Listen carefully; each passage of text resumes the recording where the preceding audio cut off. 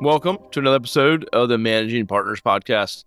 This is our special edition, the Tactical Tuesday, and I am joined today by Meghan. She's with our team. Last time we were talking about client journey, the first 90 days and things like that. And so just want to bring her on again and kind of dive a little deeper. She's got more that she wants to cover. So I'll just be here chatting with her about those things. So Meghan, welcome back. And what do you want to talk about today? Thanks for having me back, Kevin. I wanted to pull on the thread of a few things that we talked about last week, and really, by the end of this conversation, get down to hopefully we have a better understanding on the importance of empowering our frontline. I think that's a topic that anyone really listening in any sort of business structure can relate to. It is one of those things that continuously changes because people change. So I wanted to talk about culture and values that help shape your decisions with talent and your employees, talk about attracting and retaining your top talent, and how to empower your frontline to deliver the best results. No, that's awesome because I was actually on a panel this week. Like it was a law firm summer boot camp. Answering Legal had me on this panel, but it was about culture within a law firm. More of the importance of it. You know, we were just having some conversation. It was like an open panel discussion. And, you know, culture has an impact on your sales, your marketing, your hiring, your retention, everything. And so, you know, the conversation was all around, you know, is culture important and how do you impact it? How do you control it and all this stuff? Pretty interesting, but it definitely impacts, you know, again, the client. If we hire a law firm and we have not a great culture, it's going to show through. And how can you take care of that client, you know, if you don't have a handle on those things? So it's super important across the board and it impacts every single part of your business. In this case, you know, if you're a law firm, you have clients, having a good culture, strong culture is going to definitely go to the bottom line for sure. So, Yep. So here at ArrayDigital, we circulate a lot around our values and our culture.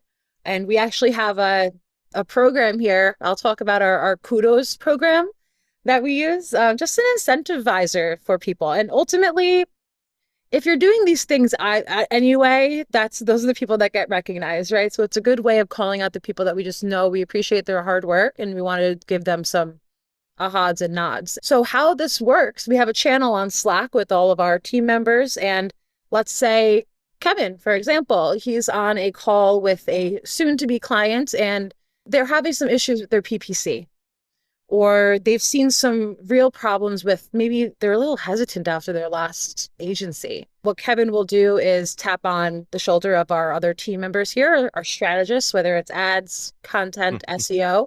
And because we are so agile and smaller, so we can be, those individuals will jump in on those calls and give their perspective and their level of expertise. For something like that, that's something that they don't have to do, but they do because they love it. Culture, and yeah, they love it because they embody the culture and the values that we saw within them. That's why we hire them. That's why you come on board and you work with us. And that's what we reward. We reward the values that you put forth, and to recognize them. And something that I like to say as well is that I like to reward exceptional behavior. So for the people that do go above and beyond, not just calling it out, but at the end of the quarter, I do believe it is at every quarter, there's the people who have the top kudos points in their category. So our values, I should probably say, winning, quality, transparency, passion. And urgency. And urgency. Thank you. So whenever we want to shout someone out about that urgency, Brian came in on this call with a PPC client. I needed him and he showed up. Right? Or we have our web developers here. Jason won the most recent urgency award because we get clients calling us, something's broken on the site. That needs to be taken care of. That is priority and it's urgent. And we'll take care of it. So we want to acknowledge that and call them out for that and keep reading that culture internally. So that's one of the first things. I'll start off by saying that if you don't know your culture, really sit down and think about what matters to you and what you want your world to be like and how you want to influence that. Because I'll say, I don't know if I've said that in this podcast. I think I said it sometime today though, because I was in an interview early this morning. But it's that the people that we're working with, I spend most of my time with you every day, most of the majority of the days of the week. Good culture breeds good culture. And that's why it's really important. We hire, and unfortunately, sometimes we'll fire by that. 100%. So I think it's really important to have that. Let me elaborate just a little bit. Too, like anyone listening, if you're a law firm owner, right? How do I set my culture up? How do I control it? You have a culture whether you like it or not. If you have 2 people or 100 people, it doesn't matter. But I think as it comes from leadership, it starts with leadership. If you're solo or you have 1 or 2 people, you have to step back and say, what do you value? You have to establish this. And then that way you can tell people like Meghan, hey, here's our values. Here's what we believe. Here's what we see as, a good team having these values. Are you a fit for that? And then she can decide if that's where she wants to be. And you're going to attract the right people, and you're going to detract the people that shouldn't be there. And that's a good thing. But you really need to take time to establish that and do some of I forget, like I say, it's like as entrepreneurs, we like to skip that crap. It's like, oh, just work. Let's go to work. Why does everyone else not want to just work like I do? And you have to do the exercises, the things that I thought years ago were not important. Mission statement, values, like, it's just in a book. Who cares? You have to go through those processes. You have to set that stuff up. And what we've done here is we've just taken it to the next level, and we've added some technology in there and peer review. Like Meghan gives points to her team members. I can give points. I don't get points as the owner. Like I don't get points back. If I do, it's not really counted, but it's peer points. So it's your side-by-side team members saying, hey, Meghan, thank you. Here's kudos for this. And then we do monthly bonuses that are paid out. And then we do quarterly big trophies and all kinds of cool stuff that we do. So, but I guess the biggest thing here, Meghan, is really our team is using those core values every single day. Every day. And it's right top of mind because you're like, Meghan, thanks so much, blah, blah, blah. Urgency, transparency, passion. And then in our company meetings, we read all the core values and go through the whole thing. So it's not just setting core values and putting them in a drawer.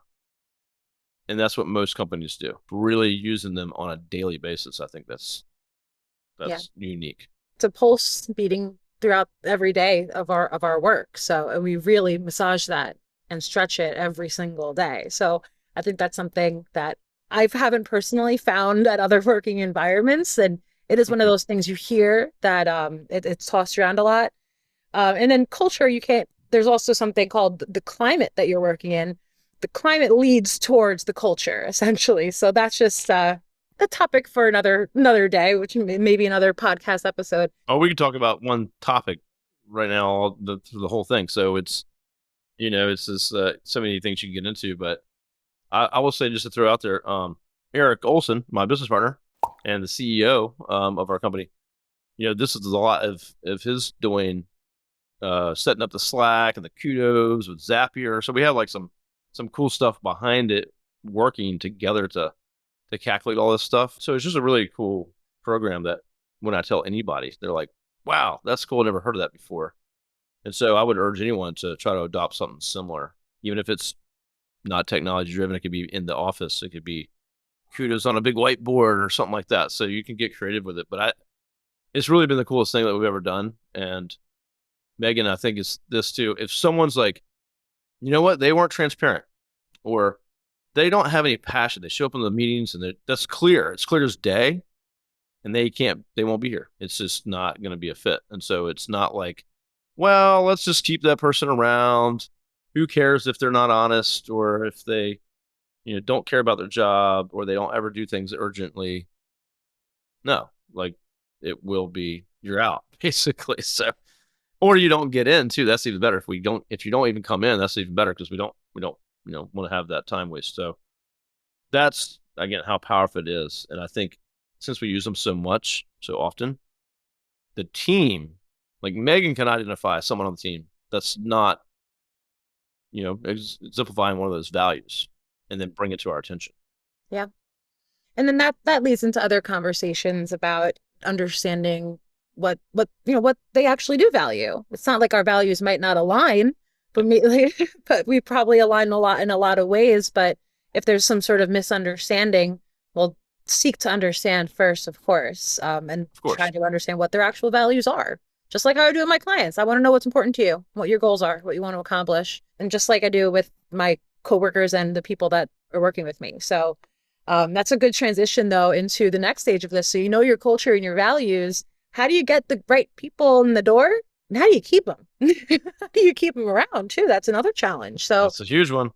yeah, it's a big one. It's a competitive market out there. And I spoke about this a little about in our last episode about my criteria when I was looking for an opportunity and I came to ArrayDigital. But I've been in the game, I've been in the world for a little while, and knowing what values really guide me as a person wasn't a huge learning curve for me right now. I already did that. So you don't often get a lot of people that really know what's driving them and what their barriers are that keeps them on the straight ahead, right? So that's also just like something that you suss out when you are interviewing people. And Yeah. it's a great opportunity when you get someone a little more green coming in who wants to learn about, maybe they don't have their values, showing them, providing a really solid place for them to learn solid values is huge. And let them Yeah. then make the decision if that's where they want to continue along with, or maybe that doesn't resonate with them. It's not a good partnership. But by showing who you are immediately for someone so they can assess you and really see that your values are true, you can never go wrong there. I definitely think so. That's something with attracting talent. We always make sure to say that in our interviews. I'm asking questions that are around, do they have these core values through their behavior that they've exemplified before?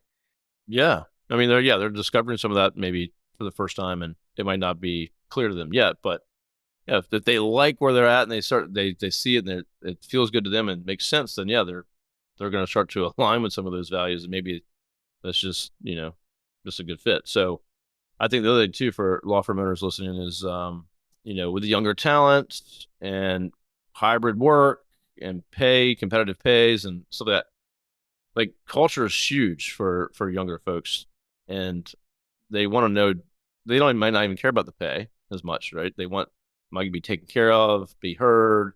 Do I have room for growth? That's a huge part of what their decision's going to be on. And yeah, is it flexible? Is it you have to be in the office all day? Is it about the billable hour? What is the firm's values? And it's cool if you're a less hard charge and bill the hours, and that's who we are. You're going to find people that are like that, and they want to be there and ride that wave, right? So it's just whatever works for you. But younger folks are definitely looking for the culture fit. Yeah. So I had an experience with this, an initiative that we did at somewhere else I was working at the time. Was I had mentioned so many callbacks. We were in a period of immense growth. I was in a management role, and the managers were tasked with, among all the other things that we were working on, was, how do we become a destination employer for those in this industry? We needed analysts, we needed salespeople. What brings them here and what keeps them here? And what we actually did was create like buckets of opportunity around the values that we wanted our people to have. So my responsible project or initiative that I actually spun off of, one of the most rewarding experiences of my career, was creating a corporate social responsibility committee within our company, derived of our company's employees. And we partnered directly with New York Cares and created opportunities for volunteerism, because that was important to a lot of our people. We had one girl, I actually adopted my dog from the rescue that she volunteered at. So we were able to volunteer with her rescue. We would do runs and walks for St. Jude. And the most rewarding experience, one of the rewarding experiences from that time, was when I was interviewing, and we had someone come in for an in-person interview, and he asked me, I think it was the day before I was presenting my pitch to our VPs, like, I want to have this program, we need X, Y, and Z. This hire asked me, what kind of opportunities do you have for volunteerism with your organization? And I floored. I'm like, you are who we want, because we're going to help you do what excites you. And this is around this. We want people that care. And you fall into that great bucket for us. And we're going to set you up with around other people who are doing what you do and also care about what you care about. So through doing programs like that, That's how you retain your people, because we're giving them things that's not just a paycheck. We're helping Yeah. them explore their passions and their interests and the things that matter to them. Yeah, that's awesome. And like you said too, it's you spend more time at work than you do Yeah. anywhere else. So, it's not like you're just making a decision to do something an hour or two a day. Like it's the majority of your life, basically. So Yeah. I mean, we had other buckets too. There was one that some people just really wanted more perks. We did a poll in the survey with our company. Like, what are we missing? What do you want? Which is a yeah, scare. Don't recommend to do just for anyone because you get a lot of answers. But some of them are like, we don't have any swag. I want some stuff that has our logos on it. Or, when you get hired at like the Chase Bank, you get the laptop case and everything. They're like, we want some stuff. We could do stuff. That's okay. So things like that. And that made people excited. So you do it. Or we had like a lunch program, like once a week, we would order from a place that people would vote for. So things like that. But we were just taking the time to really say, well, what'll make you happier to have this day, to get through your job for the day, right? It was a good, really, really good exercise. And if you haven't done that or thought about that, or you just have those conversations in your supervisor meetings, just one-on-one, even one-on-one conversations with your staff, especially your frontline staff. They're the ones that are the first line of defense for your prospects and your precious clients. So really making sure that they're excited and that they're not just going to poof on a phone call. They're going to actually listen to someone and talk to them because they feel heard. oh, that's huge. Your front line, like, are you really taking care of that and making them feel empowered? Well, one of the big things I've been talking about recently is you know they have mental ownership. Like Megan, like I want Megan to have mental ownership in my company. It means that she protect our culture and cares versus I don't care.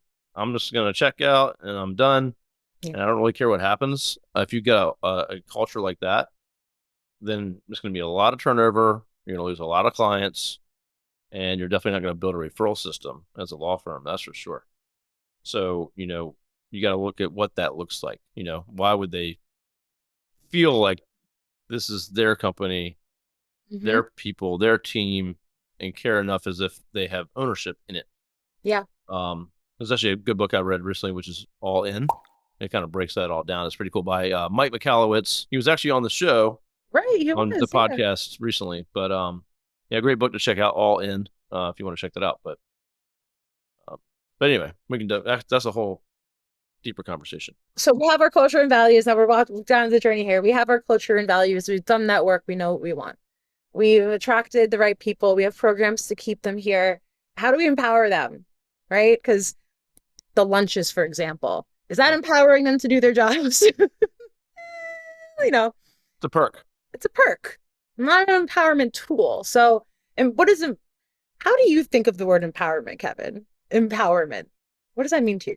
I mean, obviously, I think giving them the ability, the tools to do their job, to allow them to make decisions. Some more coaching than saying, "Hey, Megan, go do this." Like you need to give your folks a platform to figure things out, but they also know that they can be supported, that they can talk to leadership, that they can kind of create their own destiny, if you will, Yeah. versus being like, "Here's a box, you're stuck in it, and just do these things." You're just doing tasks, and if you go outside of that, we're going to be coming to talk to you. So you just have to have the open communication and encouragement. Like, hey, where do you want to go? Like, what's your Yeah. goals? Do we even know your goals? Do we want to, are we trying to work towards your goals? How do we fit in that? So See, what where you got right there is where I was hoping you'd get to. It comes back to their goals. And if we haven't done the work in the beginning to understand what we want, understand what they're looking for, it's just never gonna, well, by the time we get here, we're wasting all of our time. yeah, No one's happy now. We're all frustrated. yeah, you don't want someone showing up and then being like a year or two and like, oh, yeah, so what are your goals? Like, what are you doing here? You're just here for the job. Here you go. Let's like, no, like this is a big deal. Like on both sides. It's like, what are we getting into? Is this what you want? Is this what I want? Does this make sense? If Megan wanted to be the CEO of the company by next year, that would be nice to know. Is that possible? what's the track like? Just throwing that out as an example, but what's her ambitions? What's her goals? And are we really a place that's going to allow her to spread her wings and get there, right? Yeah. Yeah. And I've had this before when I was either managing team members or just working within a team, or even just being being someone frontline and just feeling like I know I'm really smart. I know I'm a quick study. I have a lot of I can get access to a lot of tools, but the things just aren't clicking in certain areas. The work isn't working. I know we've all been in situations where you're just kind of almost frozen because you don't know how to get it done the most effectively, right? So creating a clear path of expectations for your frontline staff is I've found to be really important. And it helps me get out of a fog whenever I feel like that and I don't feel empowered. Just remember what I'm expected to do. And your resources fall aligned there as well. I'm not sure that even sentence made sense. Matt, cut that. Sometimes I do that all the time, probably did it like 5 times. Yeah, to your point. I mean, also like having a place where you work that you can stop and ask for help or and not be like, oh crap, I can't ask for help. Like I got to figure this out and just bang against the wall repeatedly until you burn yourself out. And then everybody's like, what's going on? Like, why you burn out? Like, I just didn't know I could even reach out to anybody. Like, so Yeah. you just got to have an environment that's like, no, like, let's get on a call with a few people and just spitball some ideas. I was on a call this morning with Rebecca, Brian, and Gary. We are just talking about how we could help some of these clients that had different budgets or didn't want a longer term contract. And like, I'm sitting there going, let's talk this through because even as an owner, like, you got Gary, our president, like he's got what he wants, and I got how I'm trying to help a Yeah. client, and we have to align on that. And so just coming up with ideas and so just having a safe place basically to say, hey, I need help, guys. I don't know what to do. Providing there will be times where you fall and you need to be supported with the safe, soft spot. And that's what your team members and that's what your company should be doing for you. If you're if you're helping them and making them feel like they're safe with you and that you're not going to be kicked out the door because you didn't know what to do. Oh, sure. I mean, yeah, you don't want to feel like, oh, am I not good enough because I have to like try to ask for some assistance here. Or on the flip side, are you empowered to like break out and be like, hey guys, I got this new idea. Like I want a new service we should do, a new pricing model, or hey, I'm going to present something at a company meeting because I think we should do this. Like to be able to like bring ideas to the table way outside of maybe where your position is. Yeah. I think we're always looking for that here. Like a new intern can come in and be like, hey, I see a problem where I have an idea. Like, cool. What do you got? So that's how you get opportunity. And that's what we want here for sure. There's people that rise up, bring new ideas, and your culture could be restraining those people. Could be. I mean, you can have your ideal culture, but if you're not creating that, if it's not supported by the climate that you're creating, if people are scared, and when I've been in that environment, you're all in your cubicles, and when someone walks by, you all no everyone stops having fun. We're all getting our work done, but we're all laughing, and then I used to have a job like that many years ago. that's a climate issue. That's an issue, and you can have people walk in, they're all going to do the smiley thing, they're all going to tell you what you want to hear, but so there's something rotten at the core. Yeah, Right. that's And not good. that's what we motivate through the Kudos program, the importance of having that good culture, because it's not just a throw around term. We live it, breathe it every single day. So we do Yeah. motivate that person to ask those curious questions and to come up with new ideas. You will never be stifled by that, ever. Yeah. And then again, as a business owner, you don't want to be the smartest one in the room. You want other people around you to be bringing ideas and to rise above. And, it doesn't have to be the senior partners and the attorneys, love the associates. I mean, whoever's got freaking idea, like who cares? Let's, bring it forward. Two brains are better than one. Four brains are better than two. Yeah. The more than it's great. Yeah. And then, I think other than that, it's just, again, it goes back to the goals, but Hmm. what I think when someone comes into your your firm, it's what do they see themselves in 2 years, 1 year, five Yeah. years? Do they even see that? Can they see that? And I think a lot of people here, this is my perspective, a lot of, especially younger, they don't have any goals. Like I've literally asked some employees in the past, like, what are your goals? Like, what's your financial goal? What's your pay goals? And they're like, I don't know. They've never thought that that was something they should take time to even do. Like they're just not. That's not them. It's like, well, you gotta like I've had to like pull it out. Like, well, you gotta have some kind of goal. You want to run a marathon? Do you want to make 100 grand a year? What is it? And so I think a lot of people just maybe have not done that for themselves. And I think a company, I'd like to do better with here of like, let's literally document that and say, okay, how do we help you do this? Or like, I'll do to Ireland on a trip and take off 2 weeks. Okay. How do we do that? We have unlimited time off here. We Yeah. can figure something out. I think that it sounds daunting for every single employee if you have a lot of people, but just assign your managers to do it. But I think it's something you should work into your program for sure. Absolutely.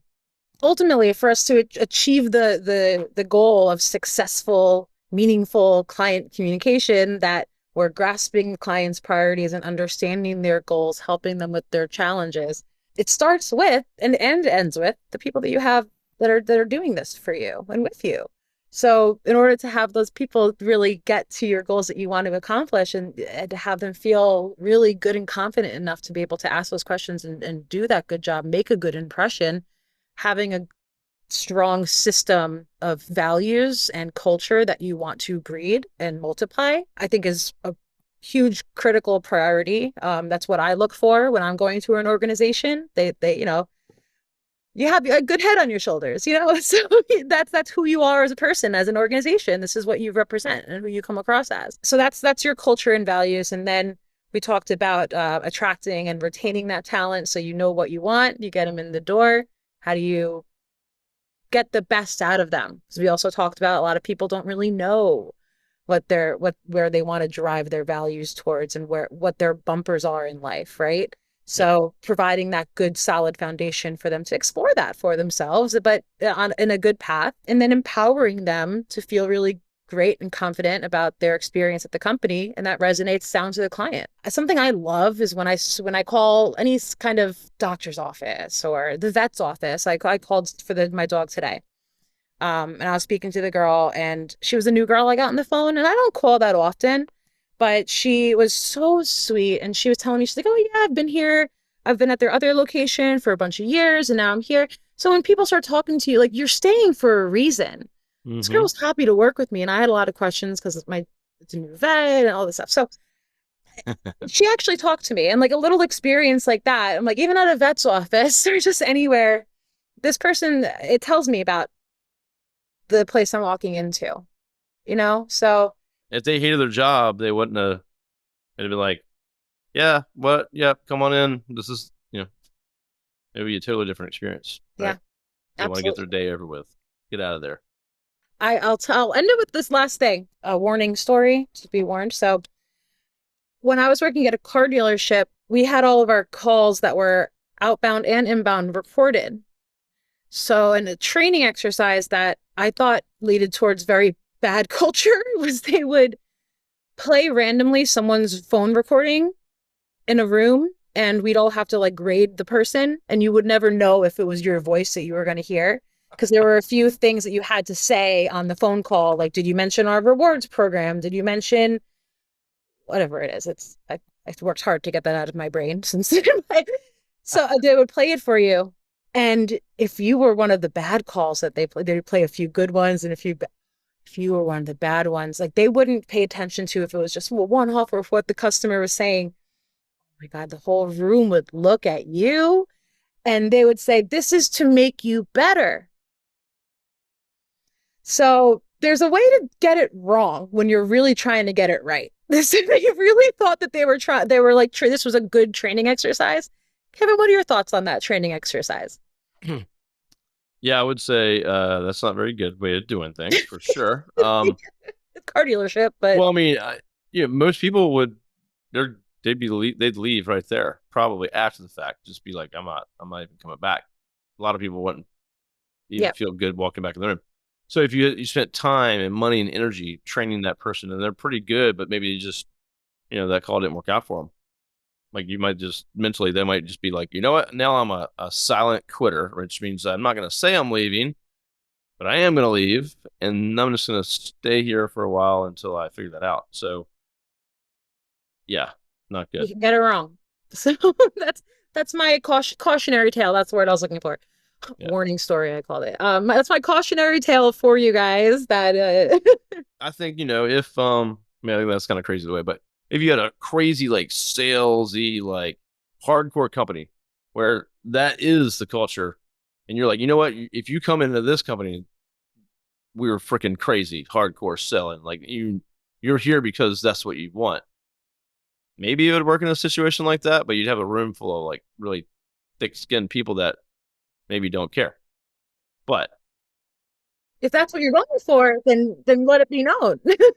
you should already know about it probably Yeah, going into it. exactly. And a So, lot of people do like it. They like that kind of stuff. I worked in a very competitive sales floor for a while. It taught me a lot.